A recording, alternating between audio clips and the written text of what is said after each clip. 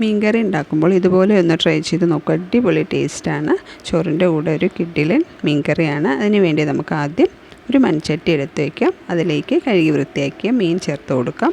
അതിലേക്ക് കുറച്ച് ഇഞ്ചി ചതച്ചത്, കുഞ്ഞുള്ളി ചതച്ചത്, ഒരു പുളിക്കനുസരിച്ചുള്ള മാങ്ങ, മഞ്ഞൾപ്പൊടി, മുളക് പൊടി, 2 പച്ചമുളക്, കറിവേപ്പില, ആവശ്യത്തിനുള്ള ഉപ്പും കുറച്ച് വെളിച്ചെണ്ണയും കൂടെ ചേർത്ത് നല്ലപോലെ ഒന്ന് മിക്സ് ചെയ്ത് കൊടുക്കണം. മിക്സ് ചെയ്ത ശേഷം നമുക്കൊരു 5 മിനിറ്റ് ഒന്ന് അടച്ച് വയ്ക്കാം. ഈ സമയം കൊണ്ട് നമുക്ക് തേങ്ങാപ്പാൽ എടുക്കാം. ഈ തേങ്ങാപ്പാൽ 2ാം പാൽ ചേർത്ത് നല്ലപോലെ ഒന്ന് വേവിച്ച് കൊടുക്കാം. ഒരു മീഡിയം ഫ്ലെയിമിൽ വെച്ചെല്ലാം വേവിച്ചെടുത്താൽ മതി.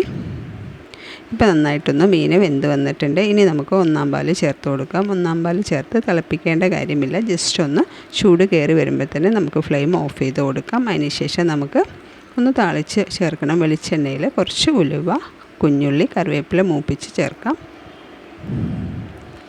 താളിച്ച് ചേർത്ത് നമ്മുടെ മീൻകറി റെഡി ആയിട്ടുണ്ട്. എല്ലാവരും ഒന്ന് ട്രൈ ചെയ്ത് നോക്കൂ. വീഡിയോ ഇഷ്ടമായാൽ ഫോളോ ചെയ്യാൻ മറക്കരുത്. താങ്ക്